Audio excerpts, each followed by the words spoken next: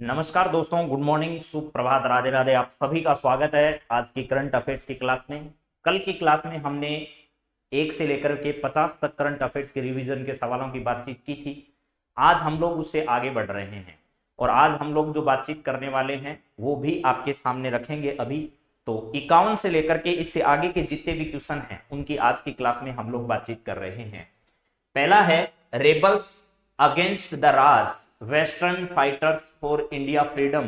पुस्तक जो है इसके लेखक कौन है ये बताना है। Rebels against the Raj, western fighters for India freedom नामक पुस्तक के लेखक इनमें से कौन है। तो आपको ध्यान रखना है कि rebels against the Raj, western fighters India freedom पुस्तक के लेखक जो हैं वो प्रसिद्ध इतिहासकार कह दीजिए, प्रसिद्ध लेखक कह दीजिए, ये रामचंद्र गुहा की पुस्तक है। इसी प्रकार आपको पता है रस्किन बॉन्ड भी बहुत बड़े लेखक जो हैं वो रहे हैं। इसके बाद अगला सवाल है जस्टिस फॉर द जज एंड अन ऑटोबायोग्राफी किसकी रचना है। जस्टिस फॉर द जज एंड ऑटोबायोग्राफी ये है पुस्तक जो है वो किसकी है। जस्टिस फॉर द जज एंड ऑटोबायोग्राफी पुस्तक के रचनाकार कौन है। तो आपको पता होना चाहिए कि रंजन गोगोई साहब हमारे सुप्रीम कोर्ट के पूर्व न्यायाधीश रह चुके हैं। सीजीआई भारत के रंजन गोगोई साहब ने एक पुस्तक लिखी जिसका नाम है जस्टिस फॉर द जज एंड ऑटोबायोग्राफी। पुस्तक रंजन गोगोई साहब की है, ये ध्यान रखना है। और इन्होंने राम मंदिर का ऐतिहासिक फैसला जो है वो किसके द्वारा दिया गया था। रंजन गोगोई साहब के द्वारा ही दिया गया था। चलिए, राज्यसभा सदस्य हैं अभी हाल ही में, आपको ये भी जानकारी है। India's ancient legacy of wellness है। India's ancient legacy of wellness पुस्तक के लेखक कौन है। तो यहां पर India's ancient legacy of wellness पुस्तक के लेखक जो हैं वो रेखा चौधरी जी हैं। कौन है। रेखा चौधरी जो है वो इस पुस्तक की लेखक है। यहां पर ध्यान रखना, ये डॉक्टर रेखा चौधरी ने India's ancient legacy of wellness नामक पुस्तक जो है इसकी क्या की थी, रचना की थी। तुषार कपूर, संजू वर्मा इनमें से कोई नहीं है। चलिए अब आगे बढ़ते हैं, नेक्स्ट सवाल देखते हैं क्या है आपका। विश्व वन्यजीव दिवस कब मनाया जाता है। वर्ष 2022 में जो हमने वन्य जीव दिवस मनाया इसकी थीम पारिस्थितिकी तंत्र की बहाली के लिए प्रमुख प्रजातियों की पुनर्प्राप्ति करना, इसका क्या रखा गया है, थीम रखी गई है। तो यहां है विश्व वन्य जीव दिवस कब मनाया जाता है। वर्ष 2022 की थीम पारिस्थितिकी तंत्र की बहाली के लिए प्रमुख प्रजातियों की पुनर्प्राप्ति है। तो विश्व वन्य जीव कब मनाया जाता है, सिर्फ इतना पूछा जा रहा है आपसे। तो आपको पता होना चाहिए कि 3 मार्च को जो है हम विश्व वन्य दिवस क्या करते हैं, मनाते हैं। 3 मार्च को विश्व वन्य दिवस जो है वो मनाया जाता है। अगला सवाल देखिए क्या है। 8 मार्च को अंतर्राष्ट्रीय महिला दिवस मनाया जाता है। वर्ष 2022 की महिला दिवस की जो थीम है वो क्या थी। एक स्थायी कल के लिए आज लैंगिक समानता, एक समृद्ध समाज के लिए एक शिक्षित नारी, एक समृद्ध राष्ट्र के लिए एक समृद्ध नारी, इनमें से कोई नहीं। तो इसकी सही थीम जो है वो 2022 की मेरे दोस्तों ये है, एक स्थायी साझा कल के लिए या साझा भविष्य के लिए एक आज लैंगिक समानता जो है वो जरूरी है।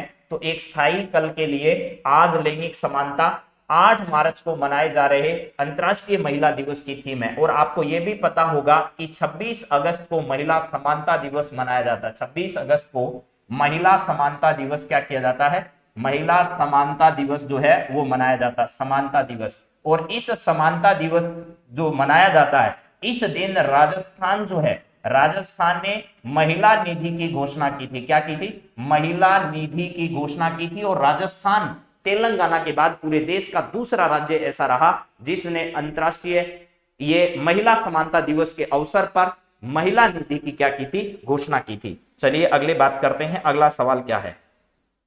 विश्व उपभोक्ता अधिकार दिवस कब मनाया जाता है। वर्ष 2022 की थीम जो है वो इसकी क्या रही, फेयर डिजिटल फाइनेंस इसकी थीम रही। तो आपको पता है विश्व उपभोक्ता अधिकार दिवस जो है वो कितने तारीख को आता है, 15 मार्च को आता है। 15 मार्च को विश्व उपभोक्ता अधिकार दिवस मनाया जाता है। और इस बार की जो थीम है वो फेयर डिजिटल फाइनेंस है। यानी डिजिटल फाइनेंस भी आजकल बहुत सारी समस्याएं हैं, आपको पता है उसको लेकर के भी। तो इसीलिए फेयर डिजिटल फाइनेंस जो है वो आपको इसकी थीम क्या करनी है, ध्यान रखनी है। इसके लिए कब, 15 मार्च को इसका दिवस जो है वो मनाया जाता है।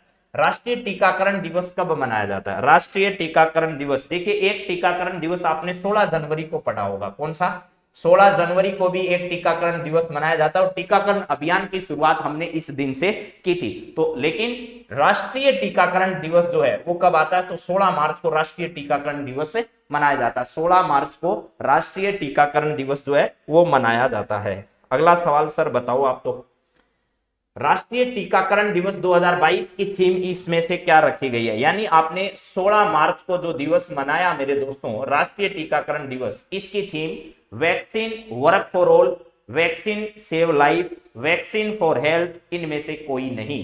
क्या है? राष्ट्रीय टीकाकरण दिवस 2022 की जो थीम है वो इसमें से क्या रही? राष्ट्रीय टीकाकरण दिवस 2022 की थीम है vaccine work for all, vaccine save life, vaccine for health, इनमें से कोई नहीं। तो इसकी theme vaccine work for all रखी गई मेरे दोस्तों। क्या? वैक्सीन वर्क फॉर ऑल इसकी क्या रखी गई?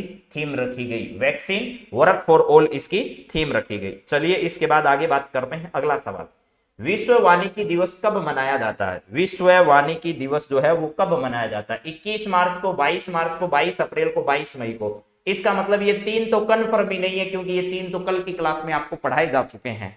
समझ गए मेरी बात?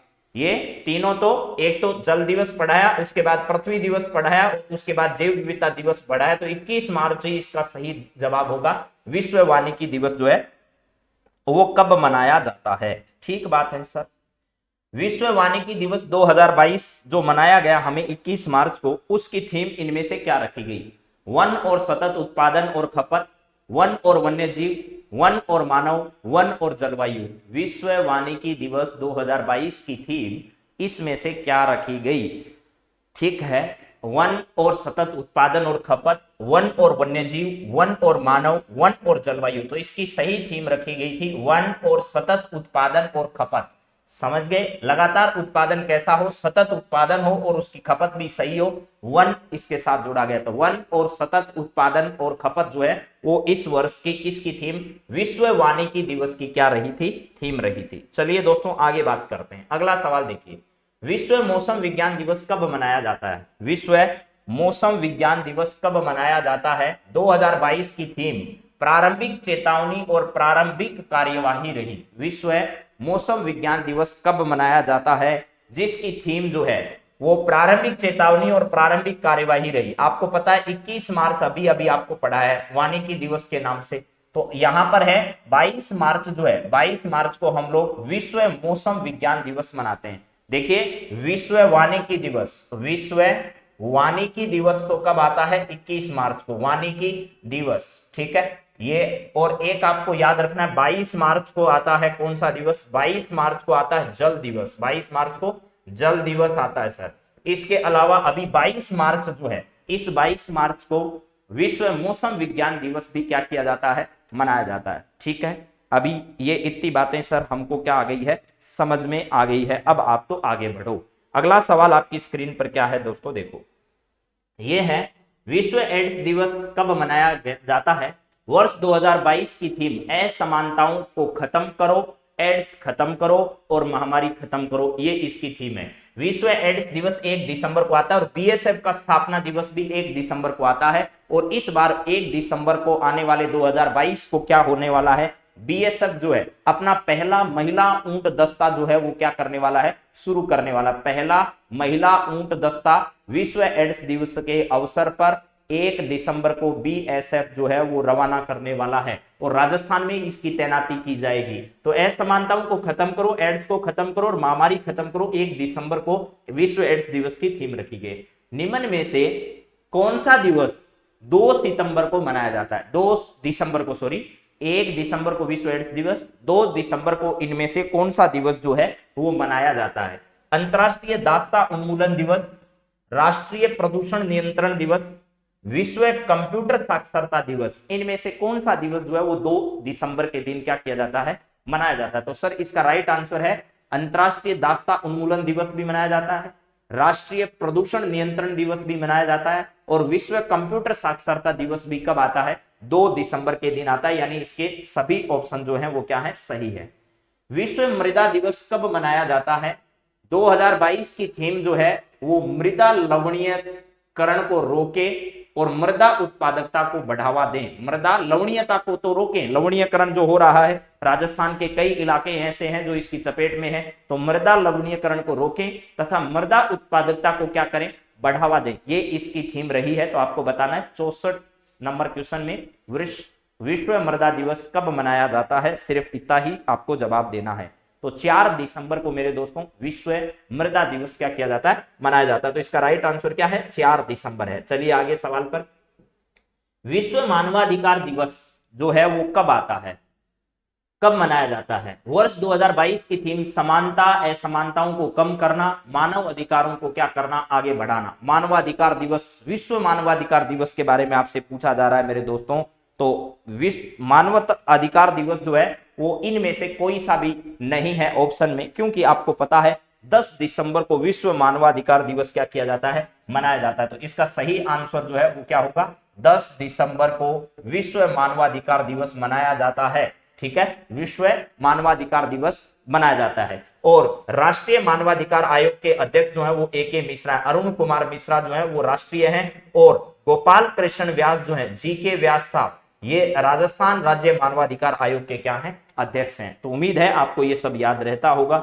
चलिए अगले सवाल पर बढ़ते हैं। यहाँ है राष्ट्रीय ऊर्जा संरक्षण दिवस कब मनाया जाता है? राष्ट्रीय ऊर्जा संरक्षण दिवस जो है वो इनमें से कब मनाया जाता है? तो इसका सही आंसर जो है वो क्या है आपका, 14 तारीख है। 14 दिसंबर को राष्ट्रीय ऊर्जा संरक्षण दिवस जो है वो मनाया जाता है, और 10 दिसंबर को राष्ट्रीय मानवाधिकार, विश्व मानवाधिकार दिवस जो है वो मनाया जाता है। चलिए अगले सवाल पर बढ़े। अगला सवाल सर क्या है, वर्ष 2021 में आजादी के अमृत महोत्सव के तहत राष्ट्रीय ऊर्जा संरक्षण सप्ताह कब मनाया गया?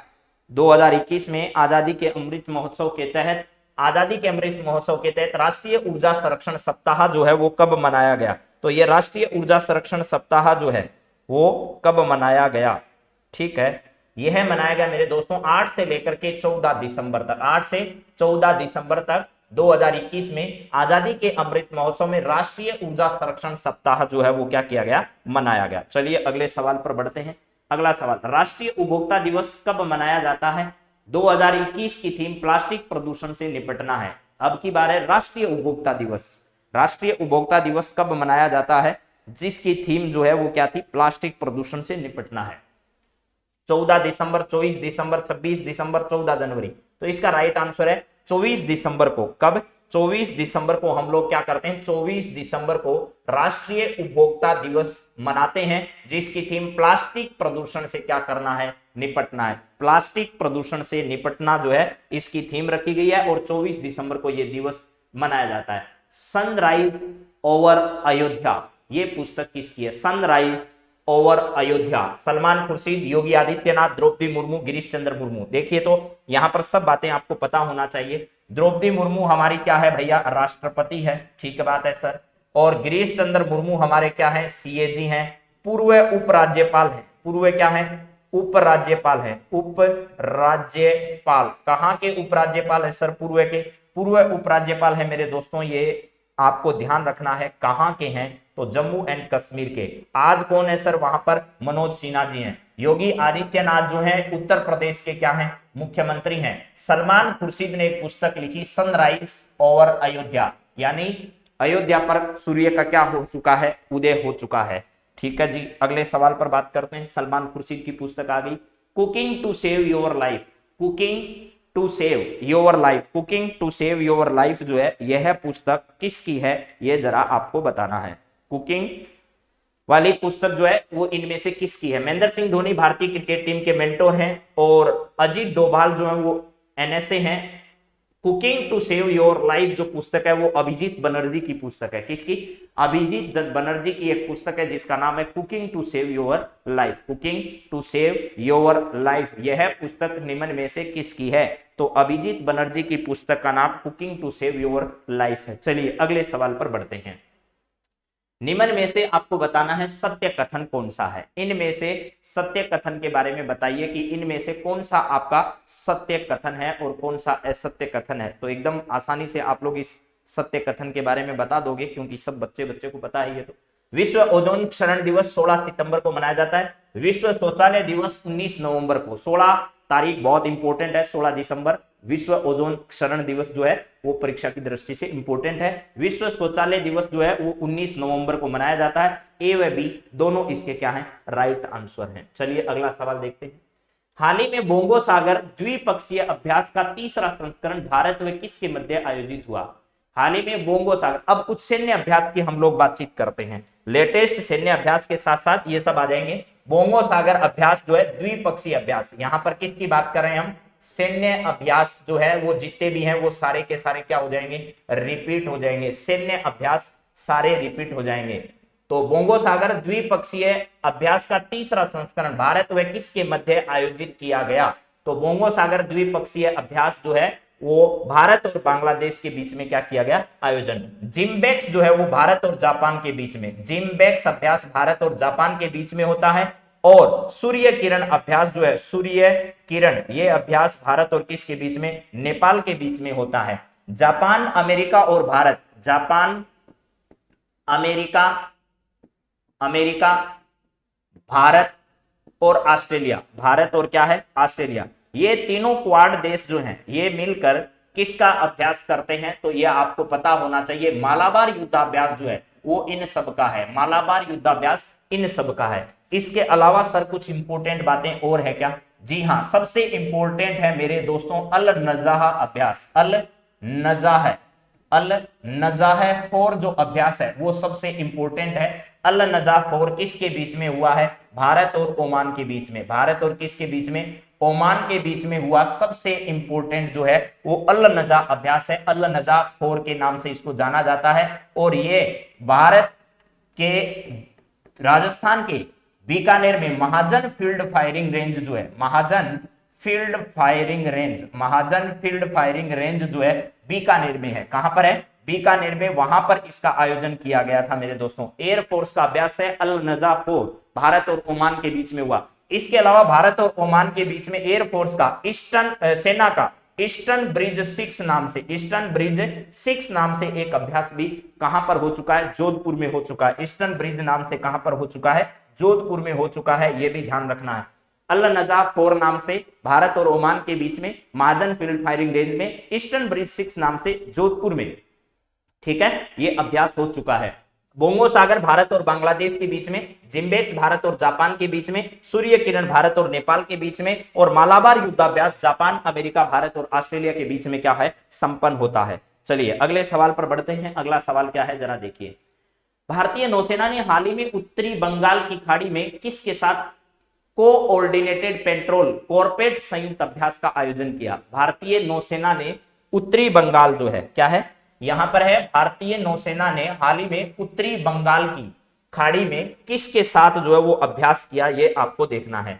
यहां है खाड़ी में किसके साथ कोऑर्डिनेटेड पेट्रोल कॉर्पेट संयुक्त अभ्यास भारत ने किया? बांग्लादेश, श्रीलंका, म्यांमार और चीन के साथ किसके साथ संयुक्त अभ्यास, कॉर्पेट नाम से संयुक्त अभ्यास का आयोजन भारत और किस देश के बीच में किया गया? तो बांग्लादेश के साथ बोंगो सागर और उत्तरी बंगाल की खाड़ी में जो कोऑर्डिनेटेड पेट्रोल कॉर्पेट नाम का अभ्यास है वो भी किसके साथ किया गया?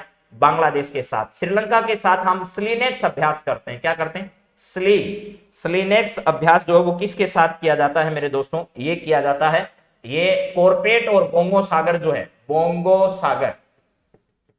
सागर और क्या है, कॉर्पेट अभ्यास, ये तो हमने बांग्लादेश के साथ किया, ठीक है। और स्लीनेक्स अभ्यास जो है, स्लीनेक्स अभ्यास, ये स्लीनेक्स अभ्यास किसके साथ होता है? श्रीलंका के साथ होता है, ये ध्यान रखना। ये श्रीलंका के साथ स्लीनेक्स, और अभी आपसे कॉर्पेट के बारे में पूछा जा रहा है, तो इसका राइट आंसर ये है। चलिए अगले सवाल पर बढ़ते हैं सर। अगला सवाल, ठीक है, बढ़े उससे पहले 2-3 अभ्यास और देख लीजिए। एक है आपका वोस्तोक अभ्यास। क्या है? वोस्तोक अभ्यास। ये वोस्तोक 2022 जो है मेरे मित्रों, वोस्तोक 2022 अभ्यास जो है वो रूस में आयोजित किया गया। कहां पर? वोस्तोक 2022 जो है वो रूस में आयोजित किया गया, और ये एक बहुपक्षीय अभ्यास है। क्या है? बहुपक्षीय अभ्यास है, बहुपक्षीय अभ्यास है, और इसमें भारत ने भी क्या किया था? हिस्सा लिया था। इसके बाद में सर एक उदार शक्ति नाम से अभ्यास है, उदार शक्ति। ये उदार शक्ति अभ्यास किसके साथ करता है भारत? ये उदार शक्ति भारत और किसके बीच में? मलेशिया के बीच में। भारत और किसके बीच में? मलेशिया के बीच में, मलेशिया में आयोजित किया गया। भारत और मलेशिया के बीच में हुआ, मलेशिया में इसका आयोजन किया गया था, यह ध्यान रखना। एक है वज्र प्रहार, वज्र प्रहार, वज्र प्रहार, इसको सही से वज्र प्रहार यहां लिख देता हूं, वज्र प्रहार। ये अभ्यास किसके बीच में होता है? तो भारत और अमेरिका के बीच में। किसके बीच में? भारत और अमेरिका जो है इसके बीच में अभी हाल ही में वज्र प्रहार सैन्य अभ्यास का आयोजन किया गया था, और इसका आयोजन हिमाचल प्रदेश में किया गया था मेरे दोस्तों। कहां पर? हिमाचल जो प्रदेश है, हिमाचल प्रदेश में इसका आयोजन किया गया था। वज्र प्रहार सैन्य अभ्यास का आयोजन कहां पर हुआ? तो वज्र प्रहार सैन्य अभ्यास का आयोजन हिमाचल प्रदेश में किया गया, भारत और अमेरिका के बीच में यह अभ्यास हुआ। चलिए सर आगे बढ़िए, अगला अभ्यास क्या है? आजादी के अमृत महोत्सव के तहत आजादी से अंत्योदय तक अभियान का आयोजन किस मंत्रालय द्वारा किया गया? ये कुछ अभियान भी मैंने साथ साथ में ही डाल दिए हैं। तो आजादी के अमृत महोत्सव के तहत आजादी से अंत्योदय तक अभियान का आयोजन किस मंत्रालय द्वारा किया गया? आजादी से अंत्योदय तक जो है वो ग्रामीण विकास एवं पंचायती राज मंत्रालय जो है इसके द्वारा किया गया था। कौन सा? आजादी के अमृत महोत्सव के तहत आजादी से अंत्योदय तक यानी अनाज लोगों को उपलब्ध करवाने के लिए इसके मंत्री जो है वो गिरिराज सिंह है। गिरिराज सिंह जो है, गिरिराज सिंह, ये इसके क्या है भैया? गिरिराज सिंह इसके मंत्रालय के मंत्री, ग्रामीण विकास एवं पंचायती राज मंत्रालय के केंद्र सरकार में मंत्री हैं। चलिए अगला सवाल देखिए क्या है सर? राष्ट्रीय स्तर के प्रदूषण प्रतिक्रिया अभ्यास, राष्ट्रीय स्तर के प्रदूषण प्रतिक्रिया अभ्यास नेटपोल रेक्स 7 नाम से यह अभ्यास किसके द्वारा संचालित किया गया? राष्ट्रीय स्तर के प्रदूषण नियंत्रण जो है, प्रदूषण प्रतिक्रिया अभ्यास नेटपोल रेक्स 7 किसके द्वारा किया गया? भारतीय नौसेना के द्वारा नहीं किया गया, ठीक है, और भारतीय वायुसेना के भी द्वारा नहीं किया गया, बीएसएफ के द्वारा भी नहीं किया गया, यह है भारतीय तट रक्षक बल के द्वारा इसका आयोजन किया गया। ऑपरेशन सर्द हवा और ऑपरेशन गर्म हवा किसके द्वारा आयोजित होते हैं? तो ये बीएसएफ के द्वारा आयोजित होते हैं मेरे दोस्तों, ठीक है। चलिए अगले सवाल पर बढ़ते हैं। अगला सवाल आपकी स्क्रीन पर क्या है जरा देखो। अरब सागर में वरुण 2022 के 20वें संस्करण का आयोजन किसके मध्य किया गया? अरब सागर में वरुण 2022 के 20वें संस्करण का आयोजन किसके मध्य में किया गया? भारत और जापान, भारत और अमेरिका, भारत और फ्रांस, भारत और नेपाल। भारत और नेपाल के बीच में कौन सा अभ्यास होता है सर? अभी आपने बताया सूर्य किरण अभ्यास होता है, ठीक बात है।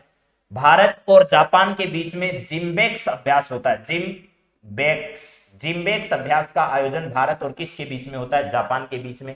भारत और अमेरिका के बीच में सर अभी आपने बताया है वज्र प्रहार जो है, वज्र प्रहार जो है वो किसके बीच में? भारत और अमेरिका के बीच में आयोजित होता है।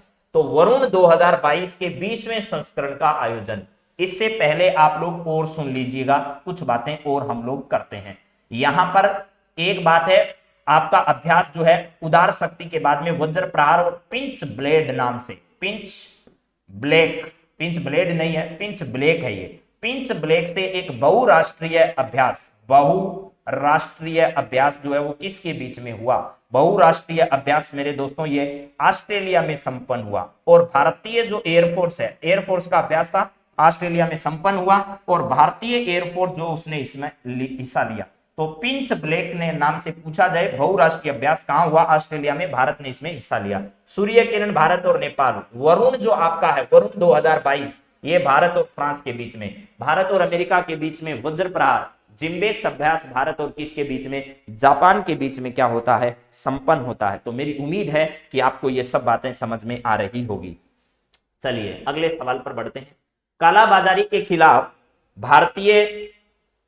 अखिल भारतीय अभियान ऑपरेशन उपलब्ध किसके द्वारा चलाया गया? तो इसका तो एकदम राइट आंसर है, कालाबाजारी के खिलाफ जो है वो अखिल भारतीय अभियान ऑपरेशन उपलब्ध जो है।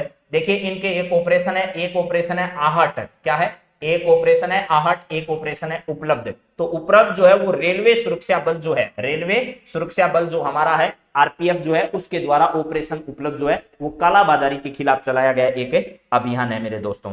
अब यहां पर कुछ और भी बता देता हूं, चलो इसके साथ ही यहां पर एक्स यानी एक्स आपके साथ में विनबैक्स, क्या है? विनबैक्स। ये अभ्यास सर किसके बीच में होता है? X VINBAX. ये अभ्यास भारत और ओमान वियतनाम के बीच में, किसके बीच में? भारत और वियतनाम के बीच में अभी हुआ। वियतनाम, भारत और वियतनाम के बीच में एक्स विन वैक्स नाम से एक अभ्यास जो है वो हरियाणा में हुआ था। अभी कहां पर सर? हरियाणा में अभी ये अभ्यास संपन्न हुआ। इसके बाद में सर पूर्व संप्रीति की अगर बातचीत करें, पूर्व संप्रीति अभ्यास जो एक्स नाम से, पूर्व संप्रीति अभ्यास जो है वो भी भारत और बांग्लादेश के बीच में, भारत और बांग्लादेश जो है इनके बीच में कई अभ्यास हो रहे हैं, भारत और बांग्लादेश के बीच में, ठीक है, कई अभ्यास हैं। पूर्व संप्रति एक्स अभ्यास है, बोंगो सागर अभ्यास है और कॉर्पेट अभ्यास जो है वो भारत और बांग्लादेश के बीच में संपन्न हुए। चलिए सर अगले सवाल पर बढ़ती है आप तो। ये है 76वां सवाल। फरवरी 2022 में मानव तस्करी के खिलाफ राष्ट्रव्यापी अभियान ऑपरेशन आहट, यानी मानव तस्करी के खिलाफ एक अभियान, कालाबाजारी के खिलाफ तो इन्होंने चलाया ऑपरेशन उपलब्ध। क्या चलाया? ऑपरेशन उपलब्ध कालाबाजारी के खिलाफ। और आहट जो है वो किसके खिलाफ? मानव तस्करी के खिलाफ रेलवे सुरक्षा बल जो है इसके द्वारा अभ्यास का क्या किया गया? आयोजन किया गया। बीएसएफ के द्वारा ऑपरेशन सरद हवा, ऑपरेशन गर्म हवा चलाया गया, ये आपको ध्यान रखना है। और ईस्टर्न ब्रिज 6 नाम से अभ्यास भारतीय वायुसेना और ओमान के बीच में संपन्न हुआ। इसके अलावा सर कोई और है तो बता दो। एक अभ्यास आपको याद रखना है मेरे दोस्तों, कौन सा है? X Khan quest, x Khan quest.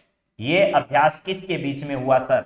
X Khan quest नाम से एक अभ्यास का आयोजन किन दो देशों के बीच में किया गया? तो भारत और मंगोलिया के बीच में, भारत और मंगोलिया जो है, भारत और मंगोलिया के बीच में एक अभियान हुआ जिसका नाम रखा गया एक्स खान क्वेस्ट अभ्यास।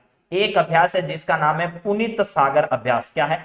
पुनीत सागर अभ्यास मेरे दोस्तों किसके बीच? एनसीसी के द्वारा जो हमारे समुद्री इलाके हैं ना, जितने समुद्र हैं, सागर है, नदियां हैं, तालाब हैं, उन सब की सुरक्षा के लिए पुनीत सागर अभ्यास जो है वो एनसीसी कैडेट्स के द्वारा चलाया जा रहा है। और इसमें अभी हाल ही में इन्होंने यूएनईपी जो है, यूएनईपी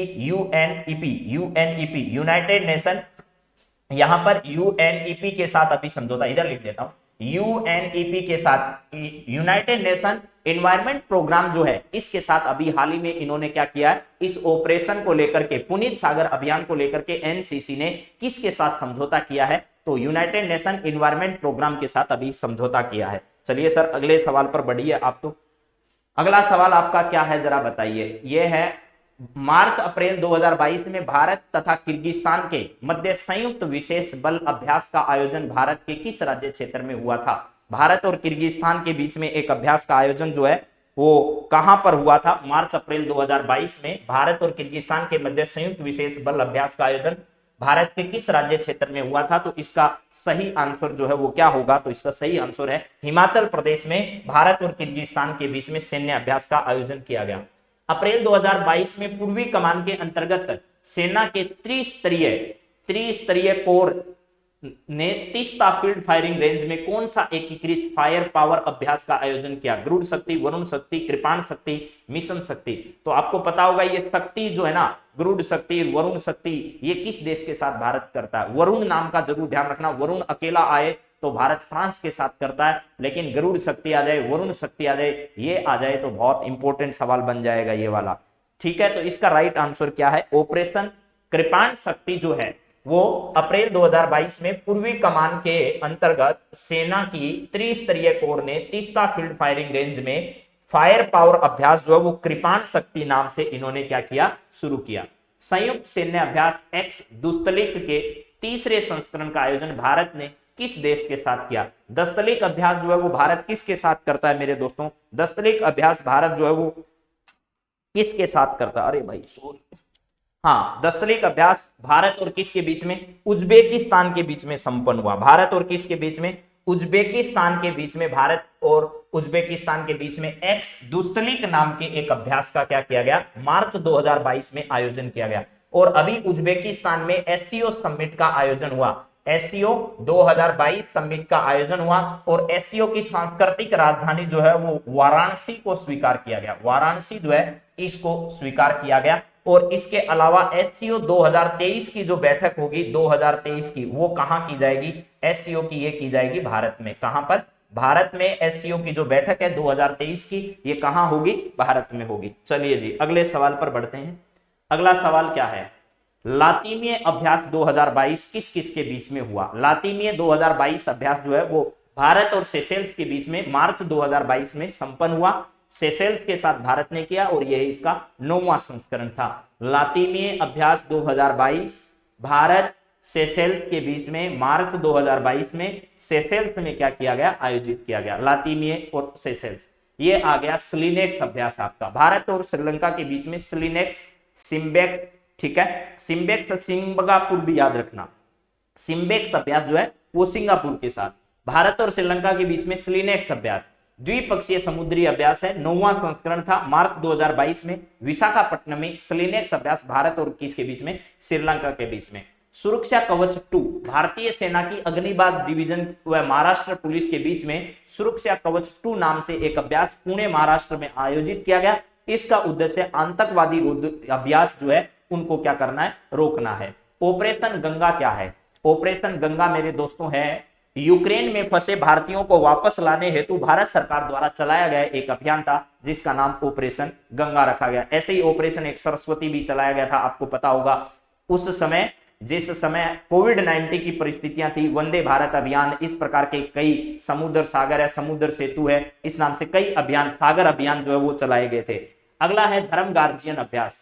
धर्म गार्जियन और जिम्बेक्स अभ्यास भारत और जापान के बीच में क्या किए जाते हैं मेरे दोस्तों? आयोजित किए जाते हैं। तो धर्म गार्जियन अभ्यास 2022 और भारत और जापान के बीच में फरवरी 2022 में बेलगांव कर्नाटक में क्या किया गया? धर्म गार्जियन अभ्यास का आयोजन किया गया था भारत और जापान के बीच में। ये कुछ इंपॉर्टेंट, कुछ जरूरी बातें आपके साथ मैंने साझा की है। आप जरूर निश्चित तौर पर इन सभी बातों को बहुत ध्यान से सुना होगा और बहुत अच्छे से इन सबको समझा होगा। अब अगली क्लास में आप लोगों के साथ राजस्थान के 10 सवालों वाली जो स्पेशल क्लास हमेशा आती है, उस क्लास के साथ आप लोगों से मैं मुलाकात करूंगा। और आप सभी का आज की क्लास से जुड़ने के लिए, आज की क्लास को देखने के लिए बहुत बहुत धन्यवाद। हैव ए नाइस डे मित्रों। थैंक यू, धन्यवाद।